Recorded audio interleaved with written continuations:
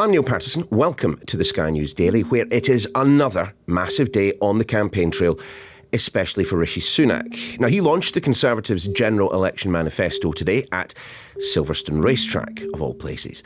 But do not worry. Despite the almost overwhelming urge, I will endeavour not to include any motorsport-related puns.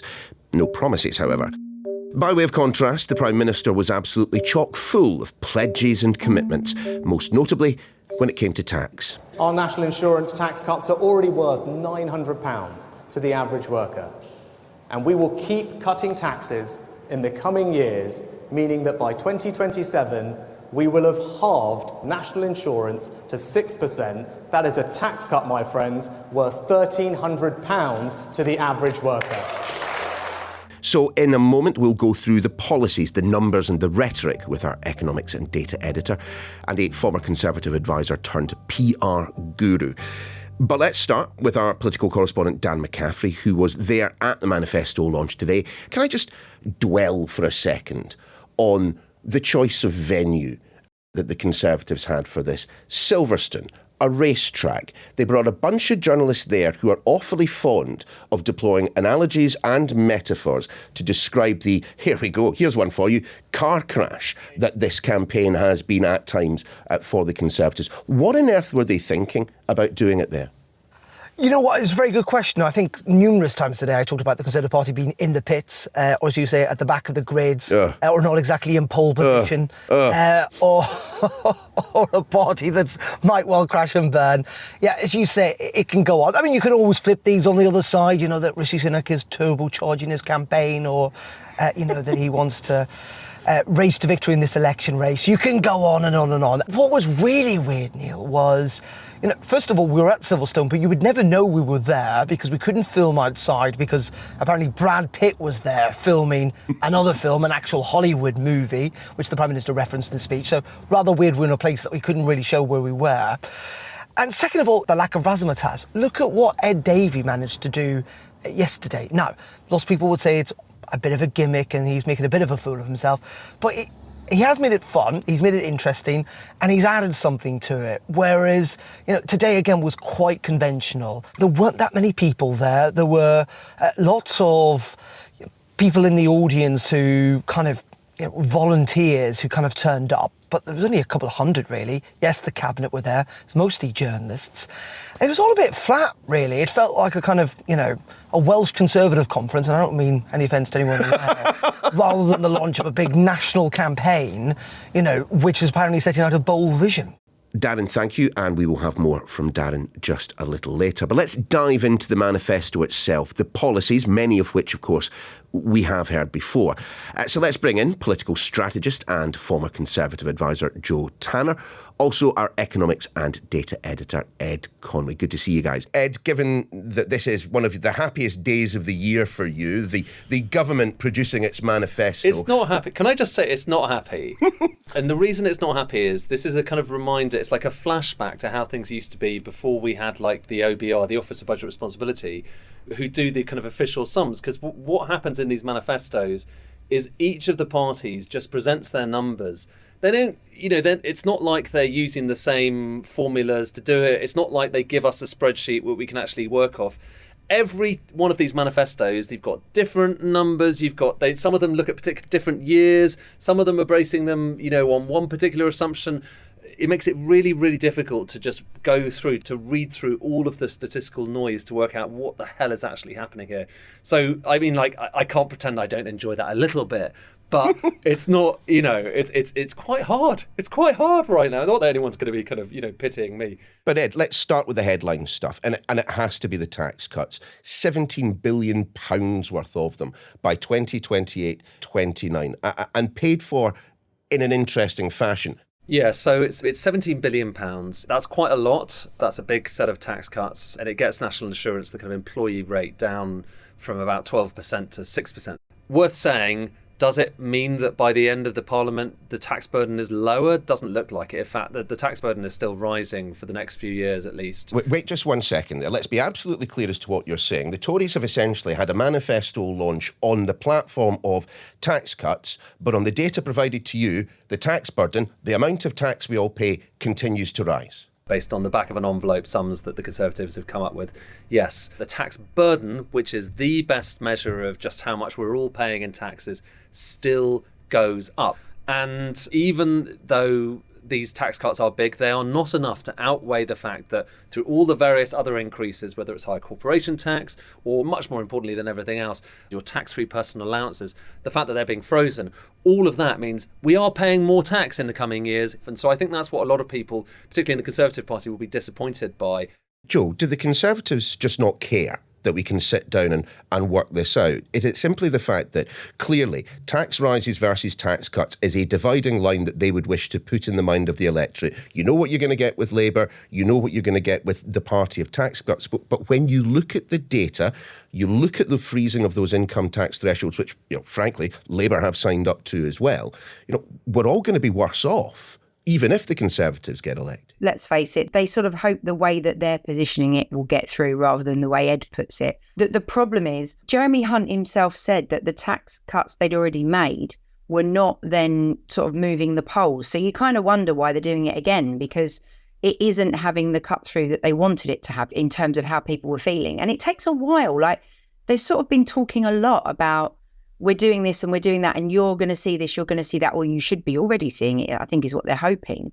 But in reality, it isn't enough. Even if you take out the issue of the money in people's pockets and what happens to tax thresholds, it doesn't change the fact that when you want to see a GP, you can't get an appointment. It doesn't change the fact that when you want to see a dentist, you can't get to one. It doesn't change the fact that, there are lots of things that are around you that don't work. The sort of collective feeling is that people don't feel any better off, and they can't cut through on that. And I suppose, Ed, I saw someone describing today's manifesto launch as Thatcherite. I wonder if it's rather more Trussian. Isn't this exactly what Liz Truss did when it came to taxation? So I think what you're probably referring to is the fact that a lot of the kind of money-raising bit of the manifesto is, let's just say there's like a really big question mark over. It's very opaque. Yeah, you've got that £17 billion of tax cuts, 17.2 billion, and then you've got that £800 million net of spending increases. So you kind of tot that all up and you've got £18 billion of giveaways. Miraculously, the manifesto thinks that they will make £18 billion on the dot from tax avoidance measures and from tightening welfare rules. I'm sensing scepticism. Nothing is impossible, but we've just had a really tough period of austerity where welfare has been tightened. You've had a period where tax avoidance has been clamped down on quite a lot. So there is no guarantee that you're going to be able to make those two things. It's very easy for them to say, oh, look, this magical tax avoidance fairy says that we can raise £6 billion. So in the grand scheme of things, if you're looking for things that are kind of hard and fast, you put taxes up and you know that you can rely on that money, this is way away from that. But frankly, it's the same kind of jiggery-pokery that we're seeing from all the parties right now. So perhaps I'm jaded, but I'm kind of, I'm a bit used to it. But even so, a lot of people will look at this and say, why didn't you just go a bit further, found some sort of a spending cut that meant that you could get the tax burden actually lower, at the end of the next parliament than it is today? Because you've got to try and come up with something that says, listen, the size of the state is going to shrink and, we want to kind of meaningfully change your relationship with taxes. If you're going to get people to notice. And back to what Joe was saying, it's not like a lot of people are already kind of screaming with happiness about the 2p cut in national insurance. So why are you kind of going to continue on that? I'm no political expert, but that seems a little odd to me as well. Joe, you're nodding along there. Everyone understands that there are going to be significant cuts to the public sector spending in years to come. Even if this is the Conservative narrative, it strikes me that right now, as of this moment, given the parlous state of so many of our public services, the public are just not minded to believe this. Yeah, I think the trust issue is a massive problem. And it's also, I think the bigger scepticism is that we have heard the terms, public sector efficiencies. People have been banging on about it for decades. And yet, there haven't been miraculous savings made. If anything, the state sort of had to expand and we needed to spend a fortune because of COVID. But at the same time, everything hasn't gone back again. It's still sort of a problem that was there anyway before COVID. Public sector supposed inefficiencies and the cost that makes to the state. It's not an easy fix. And we've still got massive pressures around NHS pay, what's going on with the doctors. There are loads of problems that are still out there that haven't been addressed at all. And I think, the public are already angry, and I don't think this sort of almost sleight of hand sense that, we're going to pay for all this stuff. Well, I think the public do get a sense of whether it smells right or not. And I think they're smarter than perhaps sometimes the politicians give them credit for. You look at almost all of the surveys, and the majority of people say that they want better public services right now. And also that a lot of people say, would you be willing to pay higher taxes? They say yes. What's interesting in this moment, and I think the Tories are betting on the fact that when it comes down to it, people inevitably don't like voting for higher taxes, even if it means better public services. It's the same playbook that Conservatives have used for election after election, but frankly, it's been very successful against kind of successive Labour leaders. And so it will be interesting just to see whether the polls narrow as election day kind of approaches and people start to think more seriously about this, or whether they really, really are serious when they say to those pollsters, frankly, I'm fed up with the state of public services and I would be happy to pay a little bit more taxes if it means they get better. The wisdom used to be that people would say, I'd pay more in national insurance in order to pay for the NHS. And pretty much it was said enough that it was sort of considered to be a fact that that's how people felt. Didn't the Conservatives introduce a top-up on national insurance to pay for social care, for goodness sakes? Yeah, exactly. But the problem is now is people that paid that a few years ago are going, well, what's happened? I try and ring my local doctor's surgery and I can't even speak to someone. If the dividing line is you don't know what they're going to do, but, we could be more trusted. Well, if actually there are question marks over those figures, then you could see why the public might go, well, do you know what? I might trust their fag packet sort of sums rather than yours because you haven't done much for me in the last few years. Jo, what about the other kind of area in which the Conservatives would like to insist that Labour do not have a plan and that they do when it comes to immigration? The migration cap, in essence, halving immigration, which would take us down to, on my back of a fag packet calculations, 340,000 per annum, which is still higher than where it was back in 2019 when the Conservatives as one agreed that it was still too high. But nothing from the Prime Minister today on something that a lot of Tories are asking for, withdrawal from the European Convention on Human Rights. Well, there is a very small fudge where it says something around if forced to choose between our security and the jurisdiction of a foreign court, we will always choose security. And that's about as close as it gets. There was a clamour actually from quite a lot of the right of the party for something very specific on ECHR. And the issue is that normally what happens is you put something quite concrete in your manifesto, which means should you sort of get thwarted, should the process be frustrated in the Lords, for example, it is the convention that because it's in your manifesto and you win an election, it's expected to be effectively nodded through or at least minimal amendments made. In the end, you're supposed to accept that it was the will of the people that this particular party were voted in. So, if the Tories were to get in, then that wording looks incredibly, incredibly thin to be able to try and push through something of that sort of scale, to try and get that through to make changes or to ignore the will of the ECHR, to ignore rulings would be massive. I couldn't see them being able to do it.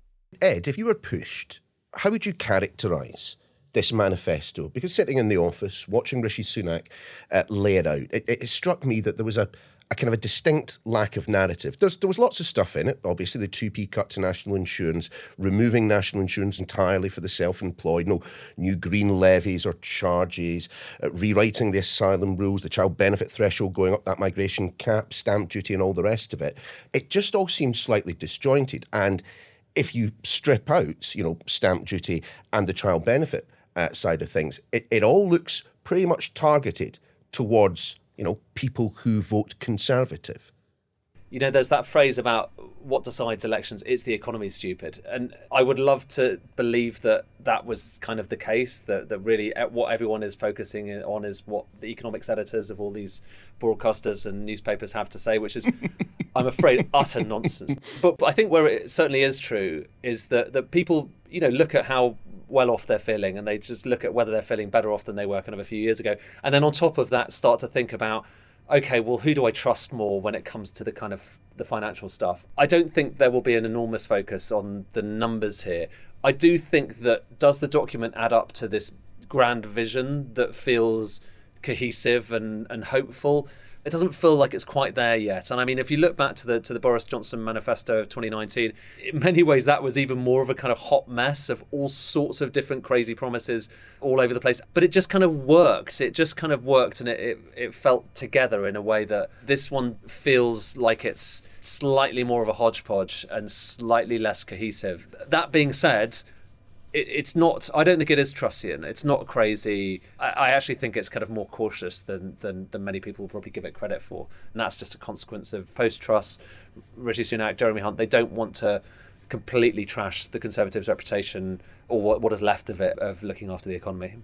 Joe, your thoughts on how this manifesto will be perceived, received, and indeed as Rishi Sunak takes off in his, I imagine, very fast car from Silverstone, is he going to be thinking, job well done? Well, it's a helpful place to land a helicopter as well. Remember, that's how a lot of people getting for race day. So helpful location, right? I mean, ultimately, look, the document itself, the front cover is 3 banners, which is clear plan, bold action, secure future. It's not really a narrative, is it? It's not a sort of, come join my merry band, I'm going to make your life better. It's 3 sets of words. I think a lot of people are going to go back to Labour anyway. The big challenge is what happens to that Tory vote and whether a bunch of them say, do you know what, we've had enough. We don't think really you're delivering. We might as well give reform a bit of a chance and see whether they can do something as potentially the official opposition if the numbers start to cross over, which is certainly since the sort of rise of Farage coming back into the political fray by taking over at Reform. You've got to wonder if it's a possibility. Well, we will find out in just a little over 3 weeks. Joe Tanner, Ed Conway, great to see you both. Thanks for coming on. We will be back in just a moment with more from Silverstone. Stay put. Welcome back, and we are continuing to look at the Tory manifesto launched today. Our political correspondent Dan McCaffrey, travelling with the Conservatives over the course of the campaign, is back with us. What did Rishi Sunak set out to do today with this manifesto? I think the big thing that he needs to do today was to create a real division, a real choice, if you like, but for voters at this election. There's been a lot of criticism, let's say, of Labour, where they've kind of been too close to Conservative policy. I spoke to voters yesterday who said they couldn't tell the difference in many ways between Labour and the Conservative Party, and Labour have quite deliberately done that. And so what the Conservatives are trying to do is to put some actual difference between them, and clearly they decided that tax is the way to do that. And we heard time and again from the Prime Minister today saying that a Conservative government would cut people's taxes, a Labour government would raise people's taxes. Now, clearly, the Labour Party dispute that. It's a pretty controversial claim. Keir Starmer's called it a lie, but the Conservatives are hoping that enough people will hear that message. You and I both understand manifesto launches are for the body politic, so that people can out there judge a party on the policies that it's suggesting and vote accordingly. But before the launch today, there was an awful lot of commentary around how the right of the Conservative Party would receive this. People like Suella Braverman, Robert Jenrick, perhaps being on manoeuvres. Given that we didn't hear much when it came to action on the Convention and indeed the European Court of Human Rights, do you think that what was announced today will be enough to keep that shoutier end of the right of his party maybe just a little bit quieter as we edge towards polling day? No, almost certainly not. And again, this is a big problem for Rishi Sunak. He is having to fight the Labour Party in odd swathes of this country with policies aimed at people who might be in those marginals. He's having to appeal to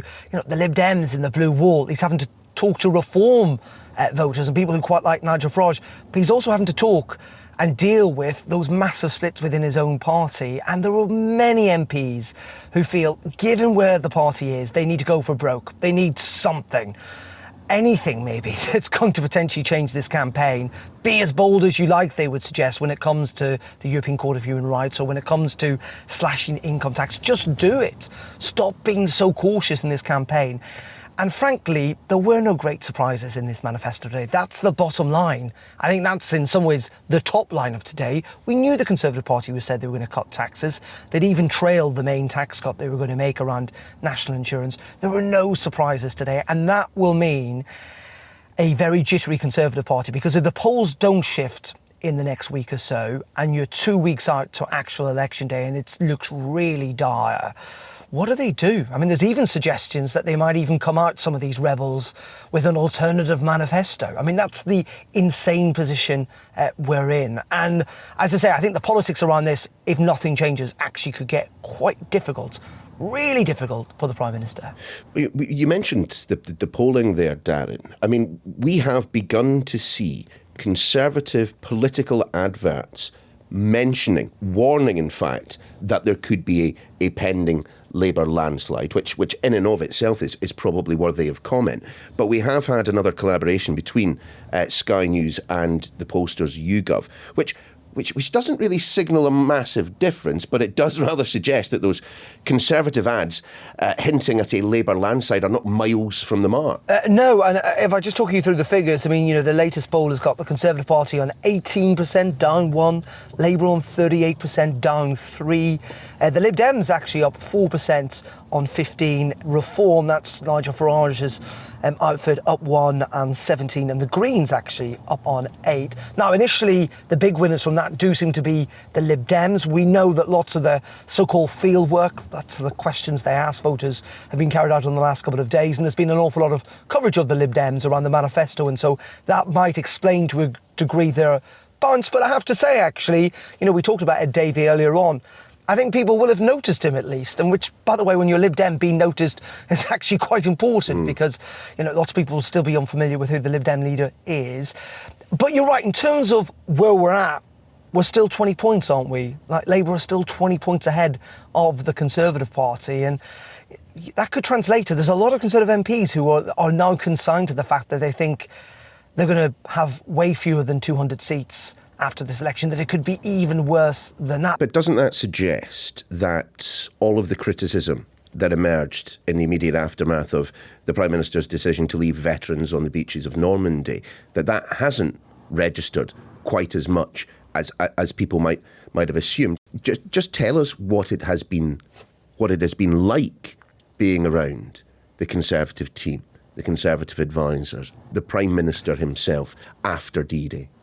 The strange thing about the Prime Minister is, I know he pulled out of some interviews at the weekend, but actually he's always quite chipper face-to-face. I mean, I had tea and cake with him yesterday morning with some other journalists, and, on a personal one-to-one basis, this does not seem superficially to be getting to him at all. People look at this manifesto launch today and say, he's resigned himself to losing. This really is a sign that actually the Conservative Party really just don't expect to win this election and actually aren't trying very hard to do so. And the D-Day stuff, when you look at these polling numbers, it doesn't seem to have been absolutely devastating. But then when you think about, we're still talking about the Conservative Party on 18%. I mean, if that really happens on polling day, that would be the worst election result, almost certainly, probably ever for the party. What a legacy that would be for Rishi Sunak. Darren, many thanks. And despite Darren's best efforts, I am pleased to report that we have reached the end without any motor racing puns on my part. Well, almost. Certainly this wasn't a day on which to mispronounce Grand Prix on the podcast. It was, though, a day for Rishi Sunak to turn things around, to begin rebuilding the narrative in which the Conservatives hope people will decide in their favour come the election. But the focus on core voters suggests that, rather than pole position on polling day, the Conservatives would be happy with being a close-ish second. Trouble is, in our parliamentary system, as NASCAR legend Ricky Bobby is fond of saying, if you ain't first, you're last. That's your lot for this edition of The Daily. We'll see you again tomorrow.